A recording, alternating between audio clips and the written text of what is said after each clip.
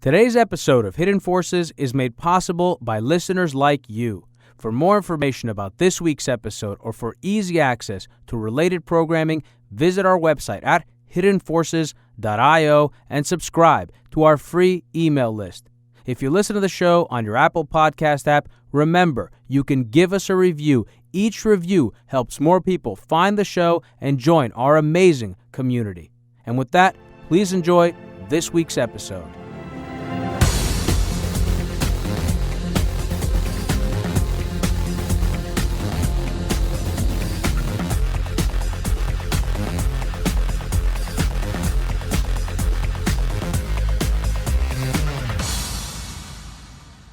What's up, everybody? My episode today is with Michelle Gelfand.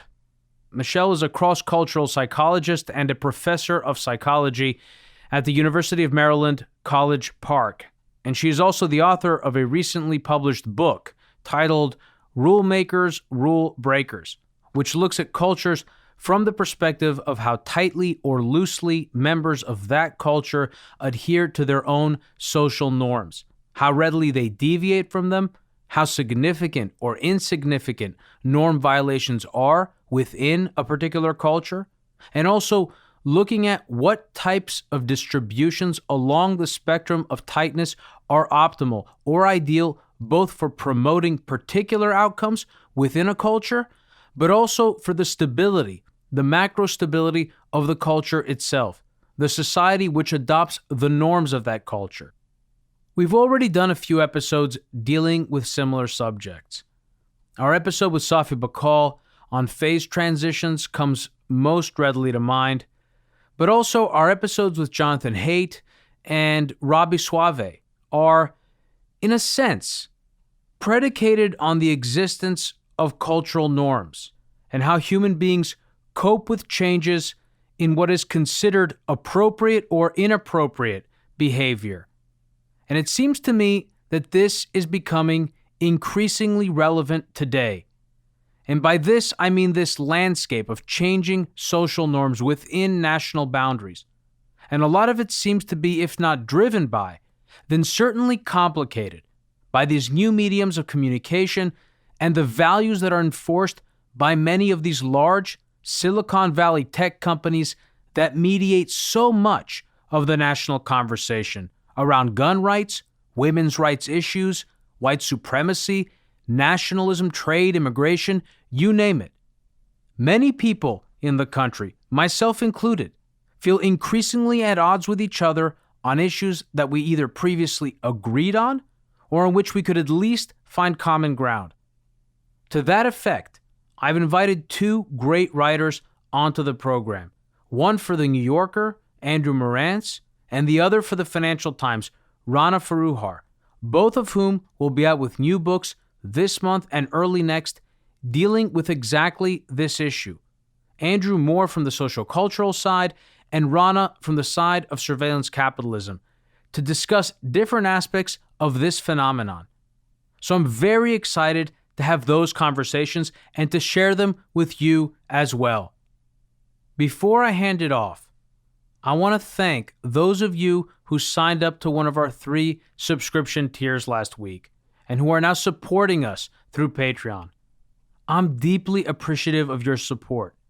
This podcast remains one of the few ad-free programs of its kind in the space today, and we need your support to keep the podcast ad-free going forward. I've put links at the bottom of the description to this episode, directing you to our Patreon page, where you can sign up and support the show. There's no forward commitment. You can cancel at any time, and any amount of support is appreciated. Even if you aren't in a place where you can afford the paid content, you can still make a donation of as little as $1 a month, and that means a lot. It means a lot to me, and it means a lot to the people who help make this program possible, because many people have a hand in shaping the final product that you all get to hear every week. And with that, please enjoy my conversation with cultural psychologist and author Michelle Gelfand.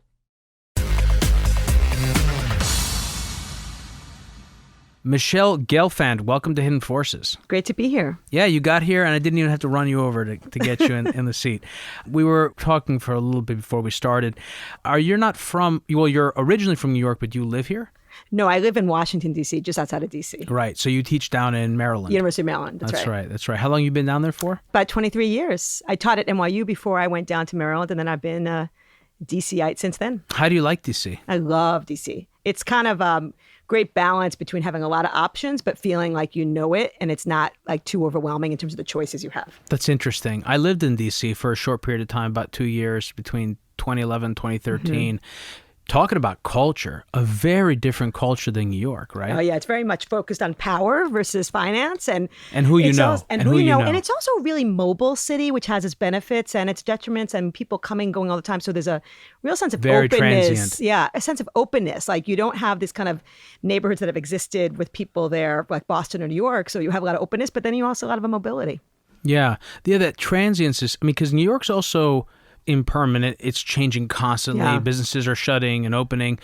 But DC has its transience, I think, is more of a permanent feature of the city. Yeah. And it also hits you so hard because of the election cycle. That's right. And you have a totally different population coming into town. Also, it's really a lot of academia. It's a lot of government. There's not a ton of industries. And you can't build above the Washington Monument. So it has a really beautiful skyline and a sense of elegance, almost European-like. Yeah, it is romantic in a sense. I mean, especially those long walks around the monument, that's right. Washington Monument at night. But the other thing about DC that's super interesting is that I used to describe it this way, because in New York, whatever you want, you can get it whenever you want. That's right. In D.C., it just felt like there was an overwhelming amount of demand and insufficient supply. Yeah, especially right? on the weekends. That's right. Things kind of close down in D.C. Yeah. Also, the great thing about D.C. is that most things are free, like the museums and the zoo. I mean, when I go to Philadelphia, I always can't believe I have to pay $100 to go to the zoo. It's these nice little animals. Yeah. So it really is a phenomenal place. It's a great place to raise kids, and it's great to be close to New York because I come here all the time. Now, these are coming to me now that we're talking, but it wasn't intended, but it just really strikes me thinking about DC, because DC has its own culture, right? It has people that are native people from DC, but those people have really clashed big time, especially since September 11th, when the government grew substantially and so many more people came to DC, right? Yeah, although I have to say that, rarely do I meet people who are from DC. I think it's just a really mobile place. Yeah. Yeah. So let's figure out how you got into this mess. How did you get started in your career? So, I'm a cross-cultural psychologist, which just is a way of saying that I get to study human behavior all around the world and within our country. And though it was not always interested in culture, I was pre-med. I went to Colgate University, and I had that kind of classic New Yorker view of the world where there's like New York. We acknowledge there's New Jersey. That's a big deal. But then there's a bunch of rocks and the rest of the world. And I had that view for a very long time as a kid from Long Island. And then I took a semester trip to London. And I just remember being like totally full of lots of culture shock, from the food, the jokes, how you drive on the street. And even I was perplexed by people just going from London to Paris for the weekend, or the Netherlands. And I remember calling my father, who's from Brooklyn, and he said something really important to me. He said, well, imagine like it's going from New York to Pennsylvania. Is that your dad talks? Yeah, New York to Pennsylvania. And I said, wow, Dad, that's an awesome metaphor. And this is a true story. The next day I booked a trip to Egypt. And my dad wasn't too happy. And I'm like, Dad, it's like going from New York to California. Don't worry about it. And that's how I really started in my adventures and journey in understanding culture, because I felt like I really knew nothing about it. And I was really pretty shocked how much culture affects so many things. And it's so omnipresent but invisible. It's funny when you were talking about New Jersey and everything else and connecting that with your time at NYU. I mentioned that I was a student at NYU from 2000 to 2004. I remember in our first day when we had I don't know, what is it called? Orientation. Yeah. And the president of the school, what was his name then? I'm not sure. He was a guy that came and turned around and spent a lot of money. Yeah. And he said that New Jersey is like a parking lot for New York City. I'm sure Which that is did even not worse. set well. And actually, New Jersey, being from Long Island, I have to say, I think it's actually much nicer. But as a kid, you're always having this big rivalry. Yeah, it depends also where you are. I mean, it sounds like you grew up in a nice area of Long Island from what you were telling me before. So you went to London, interesting place. speaks the same language, right? But very culturally different. Yeah. Right? So, before you even decided to fly from New York to California, the equivalent in Egypt, which is going to Africa, what was your experience like of the English? Yeah, I thought, it just seemed, to me, everything seemed different. I think when you go to another culture and you've never been abroad and you have that New Yorker view of the world, you're just shocked that you have not even thought about not just kind of the culture and norms and values of another country, but also it starts making you think, whoa, like I had no idea how much my own culture has affected my behavior. And that was really the turning point for me to think about, can I make a career out of this? Can I study culture systematically using the tools of science? And that's really what I did. I went back to Colgate. I took a human development class that was about culture. And I was astonished to learn that even things like visual illusions that we've become victim to are really culturally variable, like basic visual perception. And I lucked out because I was trying to figure out what to do with this. And I was looking into anthropology, international relations, psychology. And I had this fortuitous conversation with a cross-cultural trainer. And he said, look, if you can get in to work with Harry Triandis, who's founded this field of cross-cultural psychology, then go work in Champaign-Urbana with him. And that's what I did. I packed my bags for the Twin Cities of Champaign-Urbana to work with Harry Triandis, fellow Greek, awesome guy. Harry had great advice for his students, tripartite advice. One was be passionate about what you do, which is easy for many of us. The other is don't be afraid to be controversial, a little bit harder. But the third especially thing, today. Yeah, that's right. Especially today. That's right. And the third thing, which is even more hard, is not to take yourself too seriously. And that was his advice. And I try to really practice that with my life and my students and kids. Three makes two a lot easier, especially in this world. That's today. right. Non-attachment, sort of a Buddhist philosophy. So that's super interesting. So you were in London in the 80s. Yeah, late 80s. What's really interesting about that, when did Margaret Thatcher leave? Not sure, but Was she in office when you were there? That's a good question. What's really interesting about the transatlantic relationship is, in terms of politically, if you compare the 80s with, you had similar types of movements happening, right? Pro-free market movements in both the United States under Reagan and in Thatcher. England under Thatcher. And now you have something very similar with Boris Johnson and Donald Trump, right? It's kind of strange mimicry, right? Yeah, it's interesting. And it's also interesting to compare the differences. Yeah. You know what I mean? Yeah. So sticking with Europe a little bit, another thing that I was thinking about when I was reading your book, and actually this story I don't even think is in your book, is it? Or you've mentioned it a lot of times in interviews. I can't remember where I read it or heard it. The story about going to Egypt. I don't know if in the end of my book, actually, where I thank people. Right. But I'm Greek. I mentioned I'm a native Greek speaker. I'm a Greek citizen, but I'm also an American citizen. I also lived in Italy. And I always found Europeans to be more culturally intelligent than Americans because of the fact that they live now. That I think that's kind of changed with the European Union and the fact that globalization is kind of backfiring. Yeah, well, that's true. But what I'm trying to capture is the fact that it has homogenized. So talk to me a little bit about that. I'm curious, what role you think globalization has had on this, and has that made us less culturally intelligent? Yeah, this is a great question. I mean, and by the way, just FYI, cultural intelligence is actually a construct that psychologists investigate. We can measure cultural intelligence. It's different than IQ. It's different than emotional intelligence or EQ. And I've done research that shows in intercultural negotiations that it's CQ, or cultural intelligence, that really predicts effectiveness. And in fact, like diplomacy or something? Yeah, I mean, in this case, laboratory experiments of negotiation, which is what I do. But, when I got into this field, I was really kind of losing sleep thinking about Americans going and negotiating in the Middle East or elsewhere without this kind of cultural intelligence. And so I remember there was a story about Baker and Aziz, who were negotiating during the Kuwaiti situation.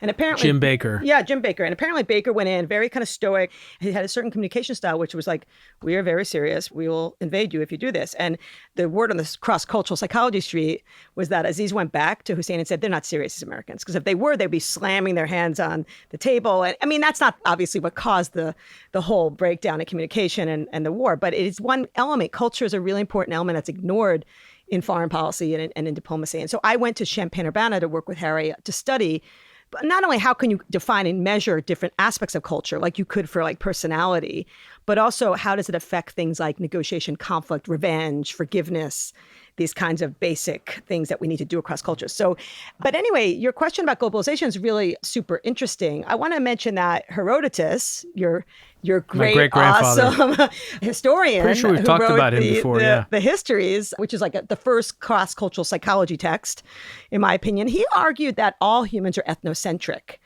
And that just means that not just view the world through our lens, but we think it's correct.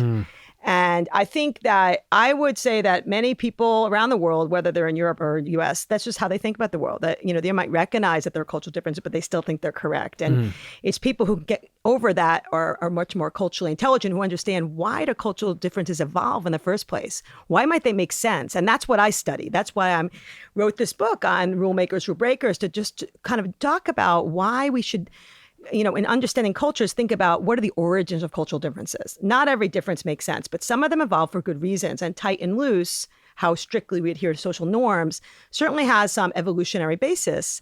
And once we can understand why cultures evolve the way they do, we can be less ethnocentric. And we can actually, hopefully, get along a little bit better because we start realizing we have some limitations in our own culture that maybe are offset in others and vice versa. Was it Herodotus who wrote about the cannibalism of dead family members? Yeah, he was arguing that people in his, by the way, he's been also accused of being ethnocentric. Right. There's a big controversy over him too, but he saw people just really very just disgusted by other people's traditions. And the more modern version of this is by Rick Schwader, who was really did some excellent work in India. And he asked people in India, he said to some Brahmin Hindu populations, he asked them about widows eating fish. And he said, is this wrong? And they said, yes, it's definitely wrong. And he said, is it immoral? And they said, yes, it's immoral. And, Americans allow their widows to eat fish. Should they change their practice? They said, absolutely. That's terrible.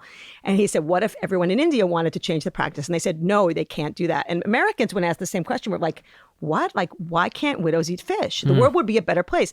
Turns out that, this is the rationale for this, that fish is an aphrodisiac, apparently. Not that I didn't know that. Don't everyone, your whole audience start eating a lot of fish. And the ideology was that, if your widow starts eating a lot of fish, she might be tempted to break the eternal bond with her husband. That's so interesting. And so the point is that we can sort of step back and think, why do people think this way? And why does it make sense on their turf, their cultural turf? It can help us to become less ethnocentric. So how do you measure this stuff?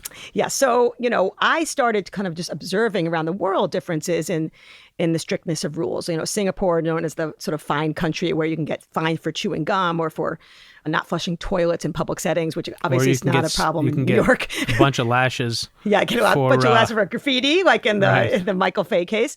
And then you go to like New Zealand, you see people walking barefoot in banks, and you see them like lighting couches on fire on campuses. Other kind of really puzzling differences in Germany. For example, many people do still stay put on the street corners, even though there's no cars around, even late at night. But in New York City, what do they do on the street corners? They wait patiently, even though there's no cars around. You're saying waiting to cross the street. That's 100% true, yeah. Yeah, and in New York, people jaywalk all the time. And so, anecdotally, there seem to be some differences around the world. But I wanted to measure this. And one of the things that I really thought was fascinating is that norms, or these unwritten rules for behavior that sometimes become more formalized in laws, we could talk about later, they're really invisible, but they're critical for us as human beings. Like all groups need norms. You can't imagine a world without norms. We would never be able to predict each other's behavior or coordinate. So, we come here, I'm wearing clothes, and so are you. I'm just letting your audience know. We drive on the right or the left, depending on where we live. I do these naked normally. But I didn't want to upset you because usually we have men in the studio. Yeah, these are things that we just take for granted. We walk into elevators and we stand forwards. We don't face backwards. Like, try doing that sometimes. Go into an elevator and just face backward and see how people react to you. We constantly follow norms. But when I started to... It's like a Monty Python skit. Listen, once you start thinking about norms, you can't stop thinking about them and you want to violate them. Like, I was in Germany and I just kind of wanted to ask someone, can I just have some of your food on your plate in a restaurant? Like, that sounds like my Jewish New York family, like just stealing food off each other's people plates. That not random strangers. No, right? I wanted to do it with random strangers. Again, like we're just following these rules. You were just messing around. Just messing around. Do you have a police escort with you just in case? Well, it's interesting. I did a study also where I asked my students to go back to their home countries, to 20 countries, wearing fake facial warts on their face or wearing tattoos and nose rings, like looking pretty deviant. And I was looking to see how much help they got in city streets. And we'll talk about this later. Loose cultures are really open to people who are very deviant, and tight cultures are much more disturbed by people who are threatening the social order. But what was fascinating in this study is that one by one, the tightest of the countries that I had in this study were dropping out of the study because they just couldn't bring themselves to wear these ridiculous warts or facial things in public, even though it was legal. But in any event. So interesting. I wouldn't want to wear a wart in public. Yeah.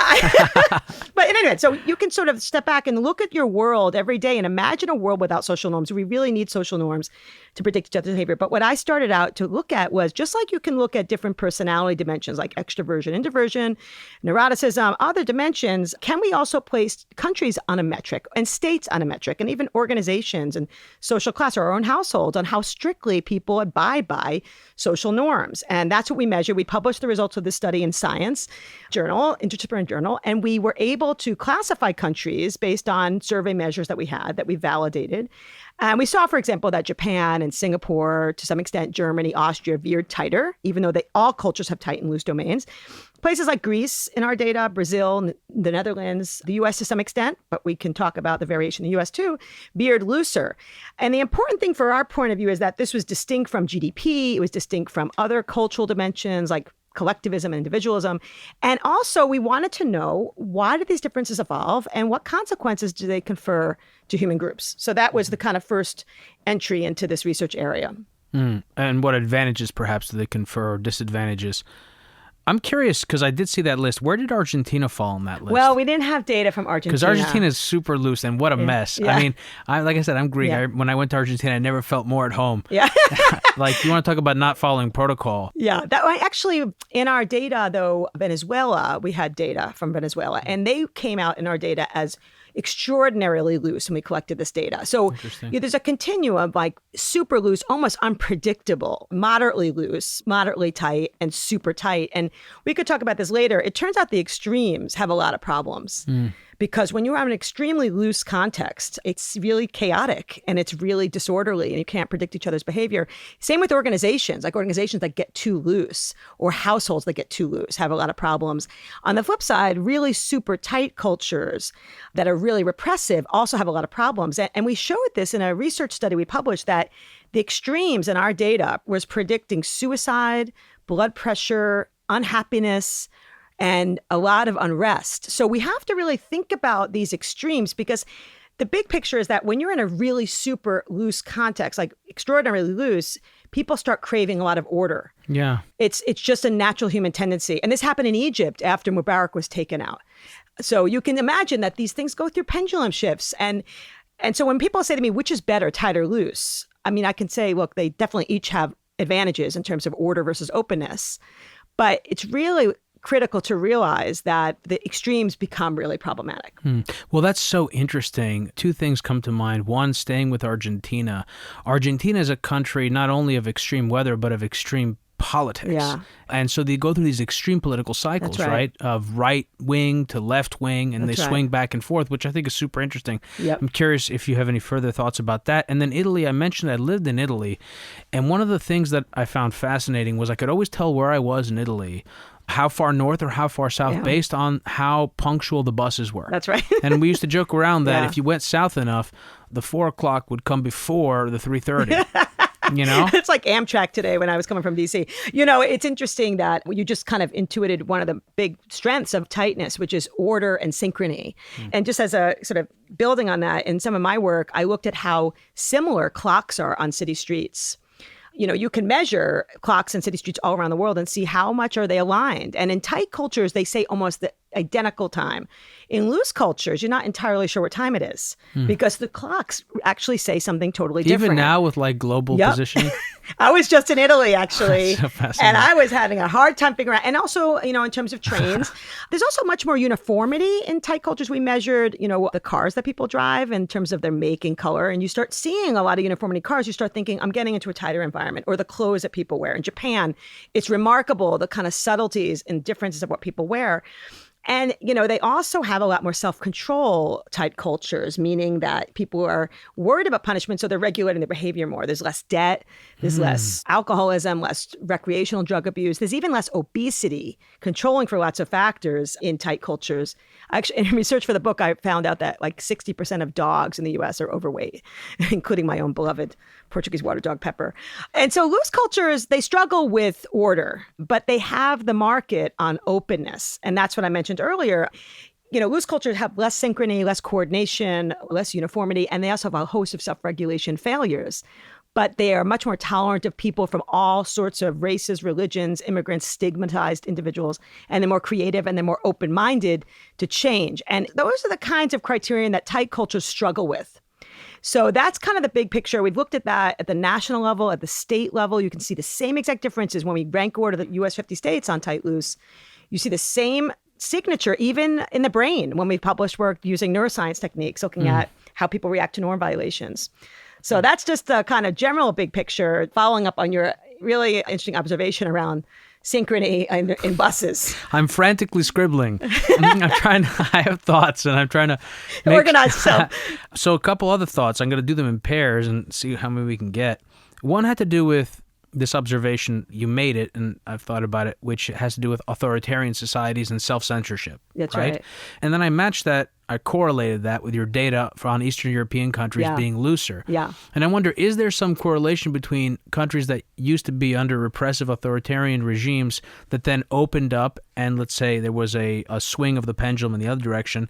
And then the other thing that I wanted to... Actually, let's talk about that first, and then we'll go to the other one. Okay, you got it. So, it's a really interesting observation that some of the countries that were extraordinarily loose in our data that were collected in the early 2000s, like the Ukraine, or Poland or Hungary were countries that were under very serious repression and had the pendulum shift to really extreme looseness. And so that's one predictor in our data. Another really strong predictor of tightness and looseness, it's interesting, there's no common tradition or religion or language that unites tight cultures and loose cultures. But one thing that I was putting my money on, or actually National Science Foundation's money on, was the one pretty simple idea, which is that cultures that have a lot of threat, whether it's from Mother Nature, think like constant natural disasters like Japan's been contending with, or famine, or whether it's from human nature, like over the last 100 years, how many times has your country been potentially invaded by its neighbors? Actually, my daughter, when she was 5, asked me, like, are we worried about Canada and Mexico invading us? Now some people think that, but who thinks that? But it's a really remarkable fact that United States, as a young nation, we have threats in different areas of our country, and we certainly had our own share of conflict. But we're separated by 2 oceans from other continents, and we have that sense. The idea is this, and we showed this with some data in various different studies, that when you have a lot of threat, that's collective threat, you can't handle this on your own. You need strong rules to coordinate to survive. And that's really what we found. We found that both at the national level, at the state level. We develop artificial models, like we work with evolutionary game theorists to show that threat actually relates to, as threat increases, it affects the need for cooperation and punishment. So that's kind of one simple principle. There's other predictors of tight loose also that we can get into, including diversity, mobility, and other factors. And it's not a one-to-one relationship. There's certainly countries that are loose that have a lot of threat. Israel is a good example of that. And I can tell you why my hypothesis. Yeah. But also there's countries, that are tight mainly because they're highly religious. And when you think about religiosity, religion is another form of monitoring and accountability that keeps people behaving themselves, whether it's God or government. When you have people watching you, it makes you behave better. This is what my colleague Ara Noranzayan said. Watch people are good people in the sense that they're abiding by norms. So that's just to say that in any study, there's, it's not a one-to-one relationship, but we can try to figure out, are there any kind of commonalities between these countries? Singapore is a really good example, by the way. Lee Kuan Yew, very top-down form of tightness. I read his autobiography, and the dude was basically a cross-cultural psychologist, even though he was, never trained in it, because he kind of looked at Singapore, very tiny little place, extremely high population density, like 20,000 people per square mile, compared to New Zealand that has 50 people per square mile and more sheep per capita than people. And it's a couple of different ethnic groups there, a lot of potential conflict. They have not a lot of arable land, clearly, lots of threats. And he said, guys, we got to have a lot of rules here. And that includes chewing gum. And, Americans look at, this idea that you can't bring in gum into the country as it's totally preposterous. But apparently in the late 80s, people were chewing gum. I don't chew gum, but a lot of people chew gum and they put it on the street. And it was causing this massive problem in Singapore because it was clogging up sensors like metros and elevators. So Lee Kuan Yew said, guys, we're just going to have to, in this land where there's so many mouths per capita, we're going to have to ban this tasty treat. And I think for a little while, probably people were not too happy about it. But, when you're in a context with a threat, you're willing to sacrifice liberty for security. You're willing to sacrifice your own individual rights for having collective order.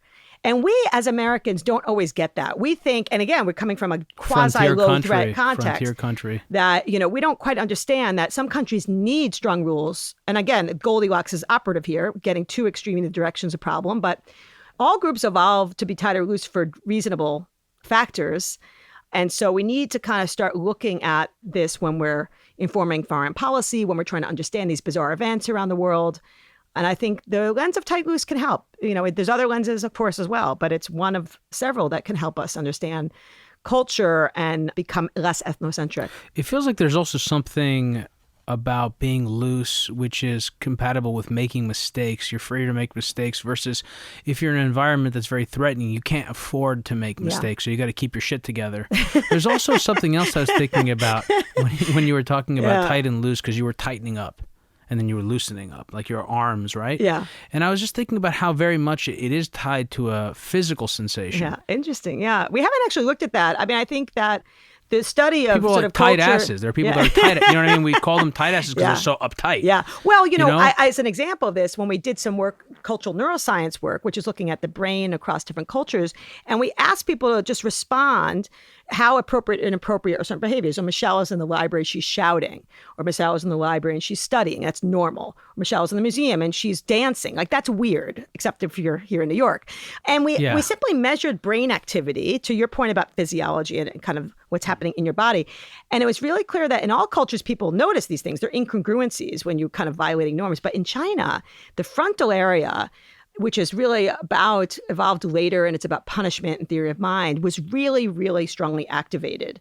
And we can see very big differences when they were witnessing norm violations. Oh, really? Yeah, so really super hyper brain activity.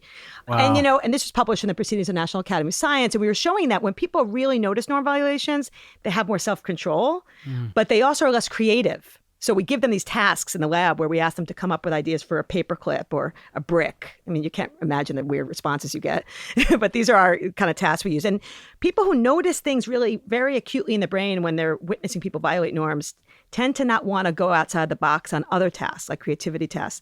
Just one other example of this crazy kind of stuff that we do. We also recently did a study that was published in a journal called Scan, where we were activating threat among two people. We were giving people newspaper articles to read about, this is in China, about Japan as a threat. Or in another condition, they were reading about Ethiopian nutria and the threat there. It was the same exact article, but just switching the names. And in another condition, it was like just about China, but no threat. And then we actually were measuring with hyper EEG, 2 EEG caps, how quickly people became synchronized when they're trying to coordinate their behavior, and the brain synchrony that they had on really waves of fear. Like, this is called gamma synchrony in the brain. So we can not just look at physiological reactions inside the brain, we can look at what's happening across people when they're under threat. And it turns out when people feel under threat, especially in-group threat, they're able to coordinate their actions more because they are synchronized more on brain waves of fear. So anyway, that's just a long answer to your question, that there is some evidence that there's some physiological reactions. I'm going to mention one thing that I haven't measured yet, but I'm really excited to do this, which is handwriting. So I veer moderately loose. My husband, he's a lawyer. He has to veer tighter. He's in a context where there's a lot of accountability and where you can't screw up, like you were saying. And his handwriting is impeccable, like absolutely gorgeous. He chooses his words very carefully. And, he constantly rips on me for like mixing metaphors. I said, don't bite the bird who feeds you. And he's like, do you really want to say that? And, my handwriting is so bad that when my kids go to high school and bring a note from me, they're like, did you forge this note? And they're like, no, my mom just has really bad handwriting. That's so fun. That's so cute. So I want to try to analyze this, because I think it also affects lots of things in our daily life, including our physiology, but also how we kind of communicate with the world. So we were talking about clock synchronization. I don't want to talk about this yet, the stock synchronization, but I do, so I want to just throw it out there. Go for it. Because again, like I said, scribbling furiously here. The other thing I'm thinking about is in our politics. I mean, in your study, you rank the United States as being a loose country. Moderate. But of course, we're a very, moderate. Yeah. But we're a very large country, so there are parts where that are tighter than others. But I also think, and maybe you can help us with this, that we often think about tight as being Republican and loose as being Democrat. What I have observed, I think, is that in fact what we're seeing is tightness across both spectrums. We clearly have a framework for understanding what tightness means on the right, but I think that one area where we're clearly seeing that on the left and we don't really have a framework for it has to do with this norm violation sensitivity on the left when it comes to people violating. They're intolerant of diverse opinions on the left. The left is far more intolerant of diverse opinions. The right seems to be more intolerant, let's say, of individual differences. Yeah, actually, it's a really interesting observation. I mean, I want to just mention that clearly there's an overlap in the U.S., at least, between conservative and tight, but they're really at different levels of analysis. One is about, your attitude toward change and your political orientation. The other is about the level of social reality, the strength of the norms in your context. So you can have Republicans in loose states, you can have Democrats in tight states and so forth. And that's an interesting mismatch. And also in the U.S., just before I get into that really interesting observation, we see the same pattern. The tight states, which tend to be in the South and the Midwest, parts of the Midwest, have a lot more threat. They have more natural disasters. They have more pathogens. Also in the book, I have a whole chapter on the founding people in different areas of the U.S. They brought a lot of their cultural norms from different places that set the sort of stage for tight and loose in the U.S. many, many years ago, including diversity as early as, the mid 1800s. New York and parts of the East Coast and the West Coast were really super diverse. And having diversity makes it hard to agree on any one particular norm and fosters a lot of tolerance. Now, with that said, what I think was interesting about your observation is that every culture has tight and loose elements.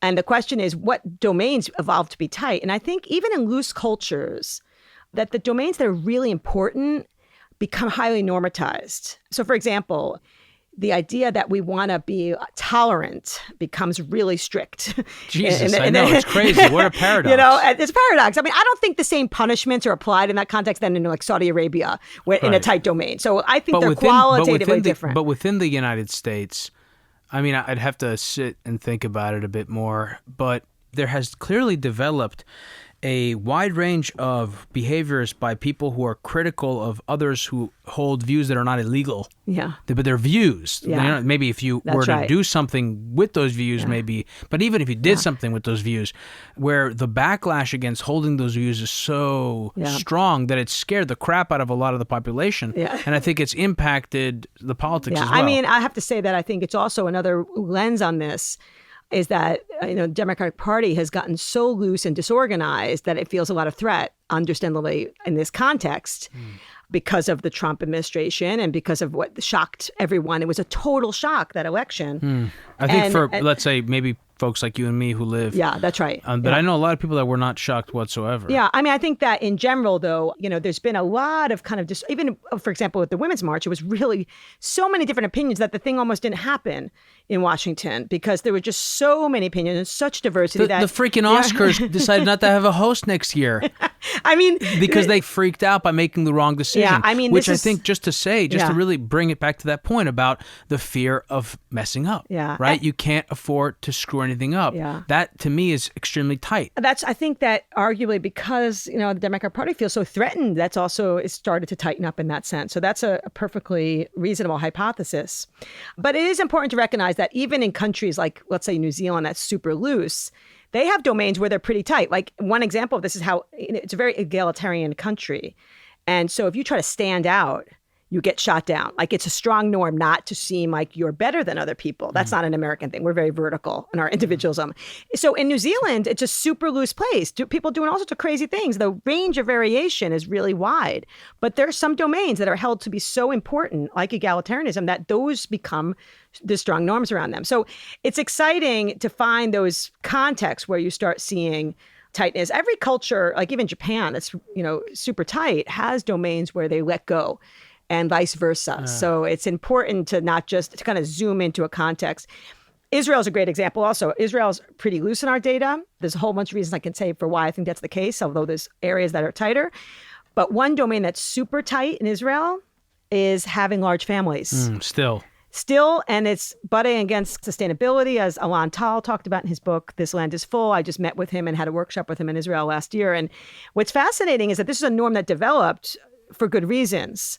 But now it's really butting heads with the population density and with sustainability. And my understanding is that if you don't have kids in Israel, it's really a stigma. Like, it's not like in many other places where you choose whether you want to have kids and when you have kids. So that's a tight domain. And it makes sense. We can start analyzing, okay, you can see Israel has a lot of loose norms, but there's certainly contexts that evolve to be tight. I want to talk a little bit more about Israel to really understand how it is that a country that is under so much physical external threat has such loose norms. I can nominate 3 Family Feud reasons why that's the case, for those of you that remember the Family Feud. Go ahead. Yeah. And one is, by the way, there's only data on one of these 3, but I'm just going to say them anyway. But one is that my colleagues would say that Jews learn not to follow the rules for good reasons after the Holocaust, that there's a real questioning of rules given the historical context. The other, which has a little bit more data on it, is that Israel is very diverse as a culture. And diversity, as I mentioned, pushes groups toward looseness. But the one that I would nominate as a top Family Feud reason, being a Jew myself, is that Judaism is a religion of debate and dissent. There's this idea that there's 3 Jews in the room, there's like 10 opinions. Yeah, right. And, you read when you're in any Jewish holiday, there's so much debate about even one word in the Torah or in the Talmud. And actually, as an example of this, my daughter, who's bat mitzvah recently, was reading her speech about her Torah portion. And I didn't have anything to do with this. And she starts disagreeing with it. And I said, sweetie, why are you disagreeing with the Torah portion? And she said, well, Mom, the rabbi told me to. Like, you're trained to really think outside of the box. And I think that, to me, is one of the ways in which threat becomes overridden by diversity. And they're more entrepreneurial. They're also probably suffer on the macro level, I guess, kind of the same issues that, let's say, startups face when they try to transition to corporate. That's right. Precisely. I mean, the Startup Nation, which is a fantastic book, they also talk about, Israel is super creative. Like, this is the benefit of diversity and of looseness. But innovation, and this is work that we're doing more recently, involves both creativity, coming up with new ideas, but you also have to be able to tighten up in order to implement them. You got to be able to actually have a lot of coordination. And so the nations and the organizations that are the most innovative are able to balance tight and loose. And that's a whole other chapter in the book where I talk about this. Singapore is a good example, a place that really can scale up. And they argue about this in the Startup Nation, but it doesn't necessarily always have, like Israel, these incredibly awesome, innovative ideas. And actually, when I was interviewing people for the book, the startuppers, they were telling me that, when they get bought out, which is the goal, they often can't deal with the increases in regulation and tightness that goes along with the coordination needs of a large organization. So they wind up leaving and they become serial startuppers. Something else that definitely the diversity observation resonates. What also resonates is I think there's also a lot of similarities. I've met a lot of Israelis on vacation in Greece, on the islands, especially in the early 2000s when I would go party a bit more. Mykonos? Sure. Yeah. Mykonos, Eos. A lot of Israelis would go to Eos and party after they got out of the military. And I saw how much we had in common, and I wondered how much of that really was of the fact that we straddled the line between the Christian, Judeo-Christian world and the Islamic world, between the European and the Orient. And, Arab, Middle Eastern cultures have you can feel a lot of that in Israeli Jews, right? A lot of that is in them. And Greeks had that much more before their integration to Europe. Yeah. Greeks are not really European. I know that even the word Europe comes from Greek mythology, but, Greeks are Greek. They're kind of very different. And in some sense, like, Jews in Israel are very different. You know what I mean? They're not Arabs. They're not Europeans. Yeah, that's right. And I think that has a lot to do with it. But I want to go back to America for a second because you're talking, and I'm just thinking about how screwed up we are. And I mean that in part to be funny, but I also mean it because I feel like in America, and I think an example of this is the food fads. Gary Taubes, I think, wrote about this in his book, Good Calories, Bad Calories. We don't have a kind of food culture the way a lot of other societies do. Mm-hmm. And I think in that sense, it creates a struggle. And I think in general, America, because it's so interesting, America, I think, was the first victim of consumerism, of like global consumer culture, right? This Leviathan that now has gone into places like Greece and infected their cultures and really taken a lot away. Yeah. And I think maybe there's a propensity for America to exhibit symptoms that derive from not having strong enough norms. Yeah. Well, I think that, it's a trade-off. Like I said, I actually just published a paper that looked at the loosening of American norms over the last 200 or so years. And we can develop linguistic measures to look at this in newspapers and books and so forth. And we can clearly see a trend with some exceptions when tightness was increasing. And what we see is that it has the same trade-off. When you're loosening up, you can become more creative, think outside of the box, have more patents, more trademarks. People become more unique. There's more unique baby names out there. Israel has like the number of patents there are like off the charts. Oh yeah, right? I mean, it's like some record. Yeah, this is kind of a bastion of looseness. But what you see when you start loosening up is the trade-off on order. Then we have much more debt. We have more teenage pregnancy. We have other indications that people are losing control. Right, we were on the frontier of using credit cards. That's right. Right, Actually, plastic. That's right. Remember? I mean, it's fascinating to look at contexts where like people still use cash. Debt is really associated with looseness. And actually, I remember, back when the Euro crisis was happening, when Greece was being, basically reprimanded by Germany, that it was almost like this, hey, like we're the tight ones, when Merkel would come in. And there was a big backlash in Greece because Greece has its own advantages. And there was this struggle between order and openness in that context, I think. That's a good example of a culture clash around this issue. It's so interesting because Greece is a really interesting example because, their issue, of course, was not private sector debt like it was, let's say, in some other countries. The issue was public sector debt. And so much of that really had to do with the results of entering Europe and then having the interest rates drop on your bonds and your ability to borrow, but you couldn't print the money because the Greeks couldn't print the money. But talk about culture norm clashes. Europe is ground zero for this, right? And the shit just hit the fan in Brexit, right? With Boris Johnson. Yeah. Well, I want to say that I think a lot of times, like we look at these trends and we were kind of puzzled by them and we think they're kind of unique to this time or these personalities, and they're really not. I talk a lot about the kind of shifting axis of tight loose in terms of like rural manufacturing areas like you see in the UK and the cosmopolitan cities that are very diverse. And the same in the US, that actually people in those contexts, in those rural manufacturing areas, arguably feel really threatened. And they are really threatened. They're threatened by AI. They're threatened, their lifestyles, their communities that are really collapsing. And absolutely. In the US, like we don't actually necessarily help out those communities as much as in other countries like in Germany, where there's more of a safety net for the working class. I talk about this in the book. And so people are feeling really threatened. And in our research, we could see that people who feel threatened before the Trump election, before the Le Pen election, they felt the place was too disorderly and loose. And that's what was in part driving their vote for Trump or Le Pen, or in this case of Brexit, I would say the same thing. And until we deal with these threats, until we try to help those, some of them are real and some of them are imagined. I'm not going to say it's all real threat, but there's certainly a component of it that's really real. Oh, absolutely. And there's some of it that's imagined. And in some recent research that we've been doing, we could see that, people have these dramatic misperceptions of immigration, of illegal immigration. And people who really misestimate this are really in large support of Trump, and they feel the U.S. is loosening too much. And part of it is calibrating the threat we feel around the world and getting out facts. We all know that the collapse of facts and the collapse of expertise is a real issue that we're dealing with. But my broader point is that some of these trends in Brexit or in Poland, these leaders, this is not a modern phenomenon. For centuries, leaders use the psychology of tightness to get elected. They target groups that are really threatened and they amplify those threats. That's what the Democrats are doing though also, right?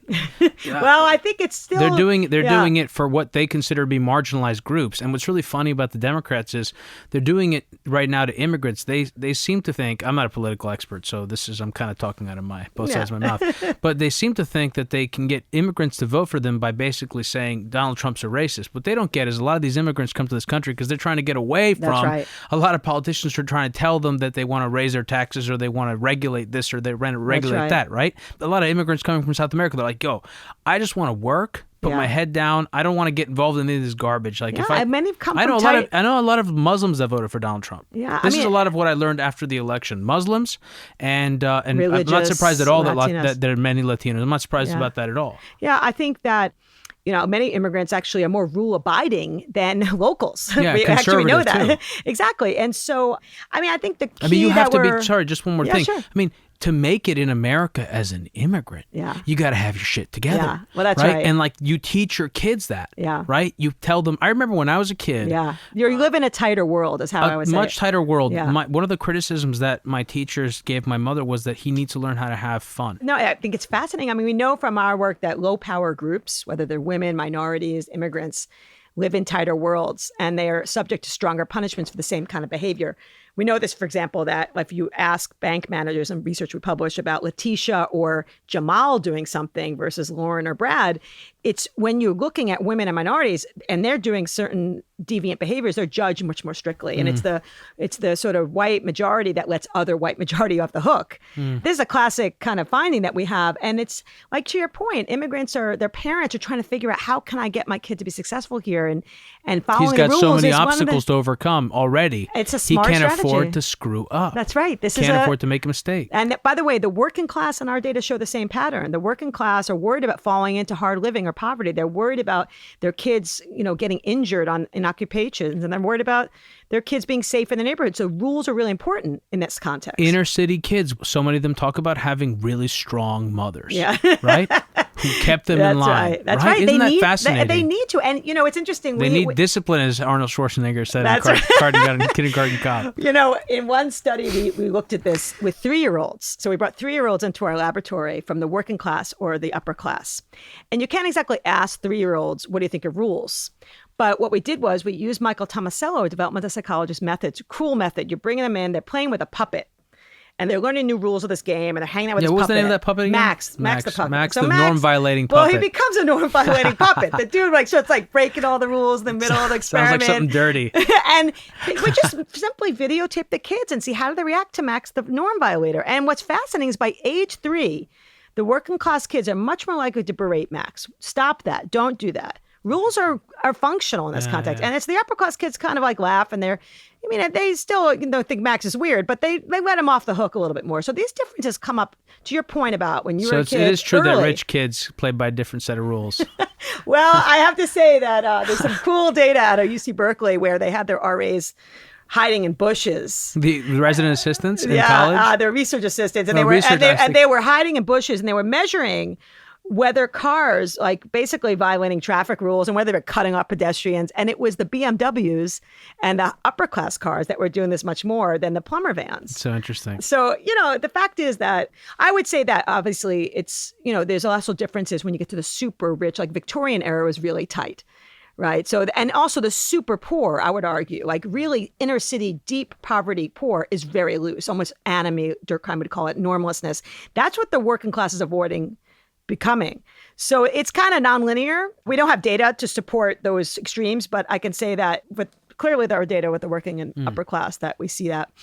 One of the other things I was thinking about while reading your book and preparing for the interview, then while we were in this conversation, and I mentioned it right before we started, the work of E.O. Wilson, the eugenics movement in the United States and in Europe and in Germany, the backlash as a result of that eugenics movement in the United States, the rise of postmodernism and sort of relativism, and the shunning of biological explanations for outcomes, right? Yeah. And even, I'll add to that, even anthropology went through a huge crisis in sort of, can we even compare countries and cultures and groups? And I've run conferences with anthropologists and psychologists where it's really a mess because the idea is that, no, that's really ethnocentric to even just characterize cultures on certain dimensions. And I disagree with that, of course. So it's not just even the biology of it. It's also even the labeling of groups. And that's really become problematic in some disciplines where power, politics, and so forth is much more focused. Yeah, and so I think I was actually reflecting upon this while I was writing the answer to my why do I care question, which is a funny backstory there. Maybe we can get into the overtime miscommunication. But I was thinking about how your book is sort of feels kind of not out of place, but in a sense out of place, but not in a negative way. Sort of, at least in the world that I've been focusing on, I veg out sometimes on guys like Joe Rogan. Yeah. I've experienced that backlash against the left and against what I felt to be policing and political correctness of language and deplatforming and all the kind of stuff we talked about with Jonathan Haidt. And I have been focusing much more on that kind of like biological explanations, not because I particularly care, but it just kind of is more like the junk food that I consume. And I just thought, at least in my sort of new bubble, I don't talk much about culture. Yeah. And so that sort of stuck out to me. Yeah, there's a huge... Do you feel like that you're sort of one of the only people talking about culture right now? Not at interesting. all. I mean, I think that actually in my field, there's a huge revolution of cultural science. Psychology's gone through its own crisis, both replication crisis, but also, we know That's for many deal. years that, our whole discipline is based on Americans. Like, how can you actually look at it. You can look at a textbook on College psychology students too, right? And college and students. as cross-cultural psychologist for 25 years, I've been complaining about this. I'm a kind of nuisance factor in psychology because I know that human behavior is much broader than that. And our job as psychologists is to test what's universal, what's culture specific. How do we get ideas from other cultures that we've been ignoring because we don't have the variation in our culture. And that's the kind of work that we do. We try to actually expand the science of psychology by having global perspectives. That's what my work is. But I think that there's a ton of work going on now. In fact, we just started a new society for the study of cultural evolution. And it involves not just psychologists and some anthropologists, but also biologists. It involves computer scientists. It involves evolutionary psychologists. I mean, it's incredibly broad. And the key question in the society is, how do we understand the evolution of culture and its consequences? And then how do we use that knowledge to help build a better world? You can't argue that social norms, I mean, it's such a profound, important point in evolution of culture that we have norms. And so in my view, to ignore the sort of science of culture and kind of worry about the distinctions you were talking about is throwing a lot out. That's not to say that we shouldn't be sensitive. I try to say, look, I'm not saying that there's not tight or loose domains, and all cultures and individuals also adapt to social norms all the time. But you can measure these things and you can look at their consequences and their evolutionary pressures. And there's a huge field. I just ran a workshop in Tennessee on just the individual perspectives on social norms. It's a humongous field that we're just trying to bring together people from different disciplines. And that's really the best of science because, I mean, it's just so exciting place to be. You know, I think you might have mentioned Jared Diamond in your book, did you? Yeah. And also The Revenge of Geography is another really interesting. Interesting. Actually, Greece was featured in that book. The Revenge of Geography. And it was all about, like, actually, some of the examples had to do with Greece. Like, Greece was not, Iraq, by comparison with Greece, was a kind of place where, like, many groups kind of passed through. And Greece was kind of left alone for a while. I mean, you know, relatively speaking. And The Revenge of Geography was not exactly about what I study, of how do you kind of understand and test theories around the evolution of culture, but it was trying to say geography matters a lot. And it just, what we try to do is try to unpack that. What about the geography? And in my case, this has to do with threat. But in any event, you know, I'm a generalist, and I think that becoming too extreme in one's view is a problem. And so there's room for all those perspectives that you were talking about in the world of intellectual study of the world. I'm writing again furiously here, Michelle. I mentioned Jared Diamond. I do want to ask you about him because Guns, Germs, and Steel was a formative book for me.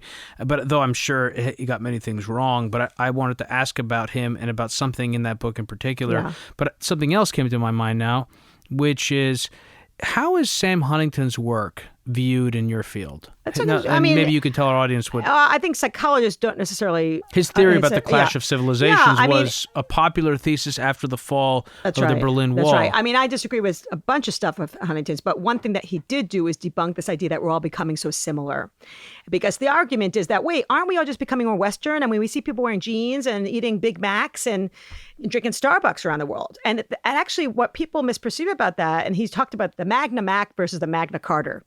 And these kind of deeper levels of culture that we misunderstand, that we might look more similar or we might have access to interacting with people through the internet. But that doesn't mean that we don't have deep-seated cultural values that we want to basically hold on to. And in fact, Huntington made the prediction that as cultures become more interdependent, that there'll be kind of a backlash. Like, I want to hold on to my culture. And that's what we're seeing all around the world.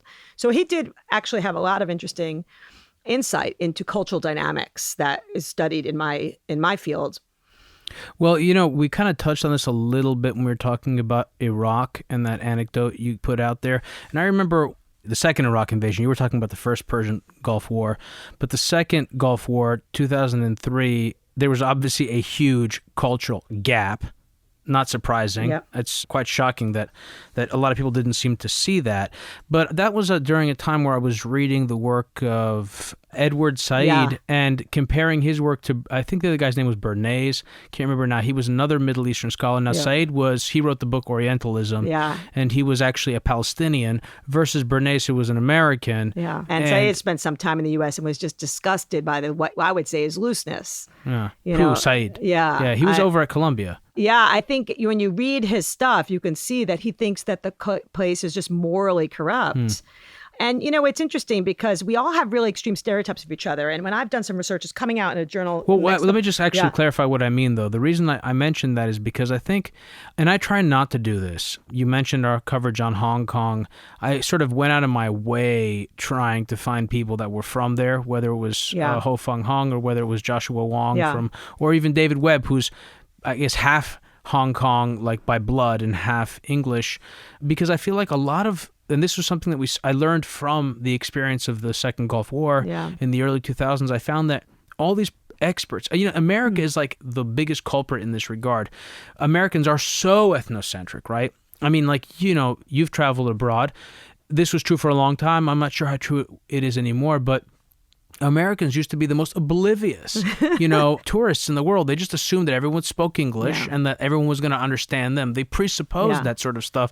And one of the things that I think we suffered from during that period when we were, actively engaged in nation building is that we would parade all these American experts around the media telling us all about the Middle East. Yeah. And so that was my point about bringing up Said versus Bernays, and which is that, I try... you know how they say believe half of what you hear or whatever it is.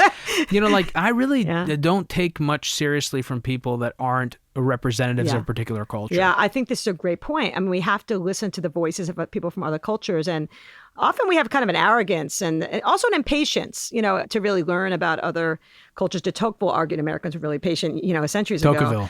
But, also all cultures are victim to this. We meet in the media. And a good example of this is when some research we did in Pakistan and the U.S., where Pakistanis, they view Americans, our interviews showed, as being not just loose, but like half naked all the time. Like they just assume like we're waking up drinking beer and they must be really calling the police on our parents. And they just see this in the media. They don't have any cultural experts telling them that, no, Americans are kind of serious in a lot of cases. But on the flip side, Americans, if they know where Pakistan is, they don't imagine Pakistanis playing sports or reading poetry. They think they're locked in mosques all the time.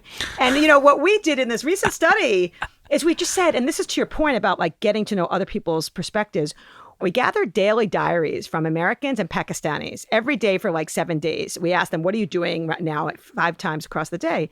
And then we basically randomly assigned people in Pakistan for a week to read every day an American's diary, unedited. So they were still waking up with their girlfriends and doing all sorts of weird stuff. But they were also in a lot of situations like that were really serious, and they were with their parents and they were expressing their emotions and their anxieties. And then on the flip side, Americans either were assigned to Pakistani diaries or American diaries. And it was remarkable, the cultural change that we could see with this daily diary technique. They just got this window into each other's lives that they said, look, we see we're different. There's no question that one group is tighter and has more constraint, but they saw so much more about each other's lives, and they changed their attitudes. They reduced their sense of cultural distance dramatically over this week period. Did you ever get assigned a pen pal when you were in elementary school? I don't know if I did, but so I have know a really cute story from my friends Ismaris and Nicola. They've been together since they were in, I guess like in high school or earlier, like writing with each other. I met them when I lived and worked in Italy, and we worked together. Ismaris, who is now, they're married and they have a beautiful little daughter. She moved to Italy to be with him until like he could, come to the U.S., and he did his PhD at NYU. I think he finished his PhD. And they were pen pals because the teacher assigned them. And the first question he asked her was, and I won't do it in his accent, but it was, is it true that there are alligators in the sewers in New York? Yeah. Now, isn't that fascinating? He thought that New York City was full of alligators. Yeah. Another thing that persists to this day among foreigners is that New York is unsafe. Yeah. Right? Another non-truth. And Washington, too, I'll add. Yeah, and then I'll bring it back to your point about the media. Right? So I'm sure in Pakistan, the media outlets are taking these stories of kids calling their parents in order to teach the Pakistanis what not to do exactly. to reinforce their norms. That's right. And fascinating. It's totally fascinating. It's just one giant how do you even extract the thread and make sense of this? Well, that's why, what we try to do is actually then try to intervene by giving real diaries with real people. They were told the purpose of this study was about social memory, to kind of figure out how much they can remember. They weren't told this is about intercultural understanding. But I think this daily diary technique can be really useful to gain a window into someone's actual world, whether you're refugees and natives. We're starting to do some studies on this in Germany to try to bridge cultural divides between these groups, between Republicans Republicans and Democrats, immigrants and natives. I mean, we need to find a way to have some meaningful contact. And it's hard to do that. Even if we're more connected, we stay in our echo chambers. We know that. So diaries are one way to get a window into someone's world. And I mean, I had a really strange comment from a reviewer that said, but, people can use this diary technique and they can make up diaries to try to persuade their population that this group is evil. And I said, dude, like you have a really warped view of the world, but, it's true. And we wrote a caveat about this. We used real diaries. We targeted real people. And there's no question any technique can be usurped for benevolent reasons. But I still think that it's helpful for us because people misunderstand, back to your Huntington question, that we're more connected. So therefore we get along better. But actually it's not the case because we're connected to people who are very similar to ours and we don't get outside of those echo chambers. Yeah. So once we do, we sort of start seeing, whoa, we have a lot of similarities. I was one of the, you talk about being pre-med, I was pre-med too. I was pre-everything. Like I went through so many different things. I ended up with 2 majors and a minor, and I minored in psychology. And I remember how when I was trying to do some of these control studies, being like, man, these subjects are the worst. Like this is the opposite of working with bacteria. Yeah, I mean, it's very messy, no question about it. So I'm going to switch us to the overtime. I don't know if, I want to prioritize a separate set of questions, not the Jared Diamond thing, but the point about Jared Diamond, and we'll see if we can get to it in the overtime, is why do we see these distinctions between North and South in culture? Now, of course, Diamond talked about it in terms of climate differences and things like that, if I remember correctly. Oh, no, sorry, it wasn't climactic differences for Diamond. It was actually because people that were in the same climate, same sort of habitable zones could share technology. Yeah. Okay, so what I do want to get into in the overtime, Michelle, is I want to talk about business applications of your work. And I also want to talk about financial market applications. I mentioned to you by email the lipstick indicator, the hemline indicator.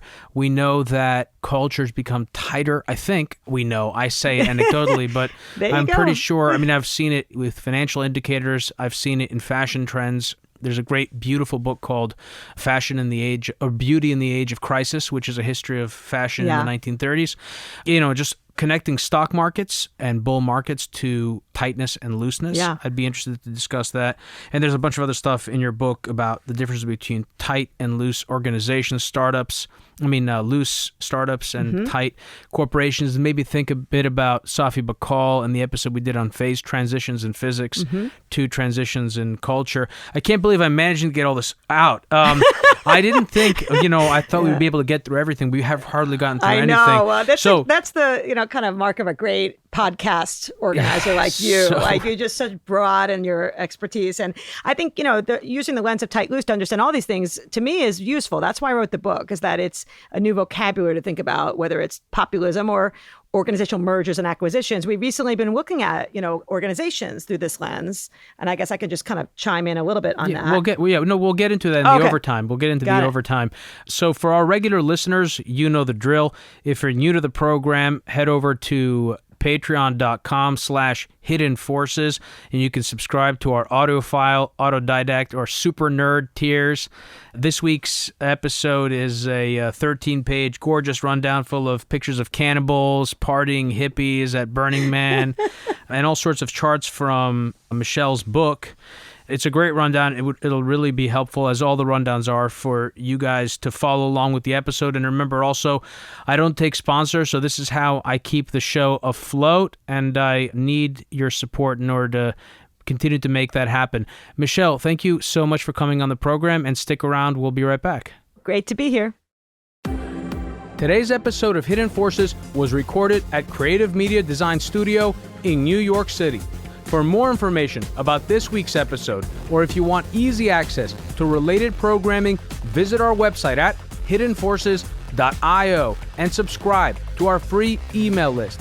If you want access to overtime segments, episode transcripts, and show rundowns full of links and detailed information related to each and every episode, check out our premium subscription, available through the Hidden Forces website or through our Patreon page at patreon.com/hidden forces. Today's episode was produced by me and edited by Stylianos Nicolaou. For more episodes, you can check out our website at hiddenforces.io. Join the conversation at Facebook, Twitter, and Instagram at Hidden Forces Pod, or send me an email at dk@hiddenforces.io. As always, thanks for listening. We'll see you next week.